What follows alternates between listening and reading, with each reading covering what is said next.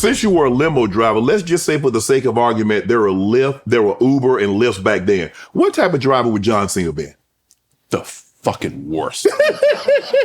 So this was pre-navigation, not even the stick on the windshield Magellan units. Right. Pre-navigation. The meat is 90s, so yes, cell phones, but mostly car phones, and the fees for a call were like $25 a call. You're absolutely right. I have a Randall McNally map in my shotgun seat, along with tuna, rice, and chicken, and I'm in a town car, not a limo. That car smells awful. Oh my God. And I'm the byproduct of eating all that, so combine everything. Yeah. The story tells itself. I'm from West Newbury, which is not Boston. It is a small town way outside of Boston. In my childhood life, I've only been on one highway, Route 95. So in my mind, all roads lead to Route 95. Right. I would pick people up for their flights like 3 hours late. What? Because I didn't know where the fuck I was going.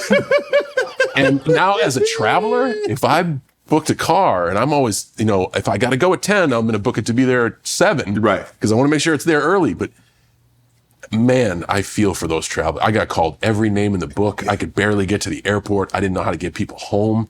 And the last thing you want to do after a long trip, I'm finally going to key my front door. And then you get in the car with the driver from hell where the car stinks. It probably stinks like farts and tuna. He doesn't know where he's going. It's this huge hulking guy in a town car. Right. I think we're going the right way. Right. I was the worst. I didn't last too long in that job. Okay, bodybuilding is not the answer. Clearly, football is not going to be the answer. Yeah. You had been giving up on baseball. So now what? You take some odd jobs. You limo driver, you're a janitor, you do all these you're voice actor. So when did you decide to say, you know what? Maybe pro wrestling, maybe acting. When did you come to that conclusion? This was going to be John Cena's path. So the wrestling thing happened by accident, and I think thank you very much for all these questions. As I discuss, what do I want to do with my life? Okay. I think the most important message I could tell people out there is that you don't have to figure it out right away. I graduated from college and tried to apply my degree, my physical attributes, and what I was passionate about to make money. So when all this stuff started to fail, I began to be like, okay, I'm disciplined. I can show up to work on time. Don't mind wearing a uniform. Don't mind being part of a team. I'll take the California Highway Patrol exam. I'll be a cop. Failed that son of a bitch. So that's up. And as a young man, I'm like, man, I don't have many options that I think the work would be passionate about every day. Maybe the military. I say that in the utmost respect. I was a morning person. Mm-hmm. I love to push my body beyond its capabilities. Yes. I love when the team wins. Mm-hmm. I want to be in a pool of people that I'm not the smartest person in the room. Mm-hmm. Love a uniform, get to travel the world, don't ever have to worry about pay. Like there's so many pluses to the military. And those were, as a young man, those were people I grew up idolizing. Right. So I was like, man, I'll go join the Marines.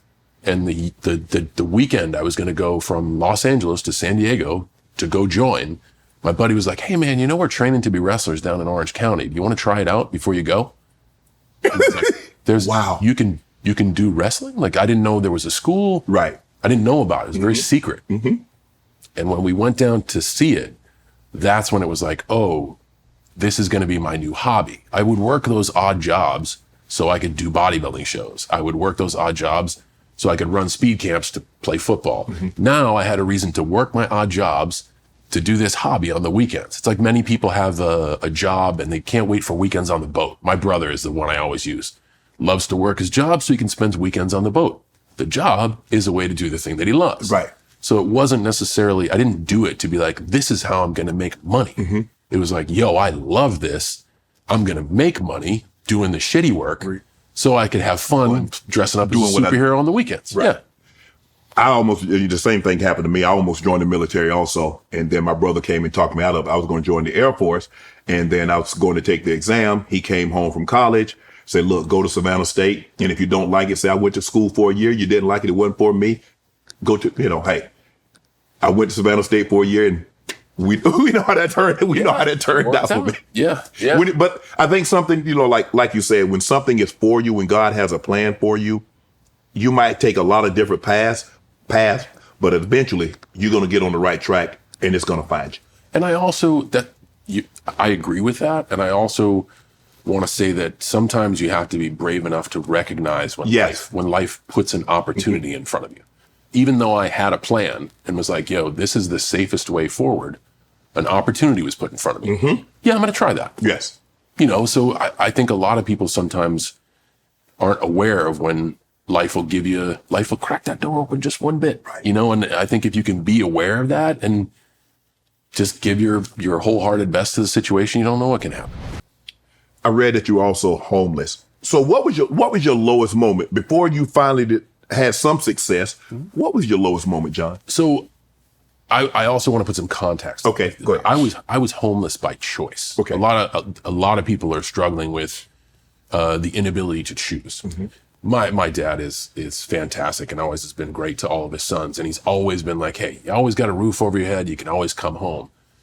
But he also told me as I left for California from the mean street of West Newbury, you'll never make it. You'll be back in 2 weeks. Oh. So I don't know if he's a genius or he's just an asshole. Right. But it worked. Right. I didn't want to come home. He put pressure on you. So when all of my plans failed and all my resources were dwindling, again, I had a choice. Do I stay? And if I stay, this is going to be the roof over my head for a while. But I loved it. Like, parked my car in the parking lot of Gold's Gym, slept in the back, worked at the gym. So the gym was open at 4. I'd go shower, use the locker room, clock into work. On my break, I'd work out. The protein bar places where I worked, so I get a discount on all my supplements. Every once in a while, a 5-finger discount. Thank you, Nutrition Club stores. I was well fed. I got enough rest. And I was happy, and it was by choice. And this is a very fortunate story of being without a physical mailbox by choice. So I don't regret those days. And it was something that I think the struggle is a lot more entertaining when you want to do it. You know, a tough practice is more rewarding when you know this is the work I got to do to get the goal. And it was just one of those cases. Right. You had, so with that situation, you had very limited overhead. I did. I was, the company was operating at a loss, and we were paying some heavy interest to the credit card holders at that point. Yeah. So when did your break come? When the WWE called, it was then the WWF, and said, we would like to give you a contract. Okay. And that was when I went from working on the weekends to, or working during the week to dressing up on the weekends to being a professional. Okay. It was a break, but my contract was for $12,500 a year. What? And my rent was for $12,000. No, it was for, my rent was $1,200 a month. So I quit my job immediately to become a professional. I was already operating at a loss, but the good thing about credit cards is they'll mail you more opportunities to get more credit cards.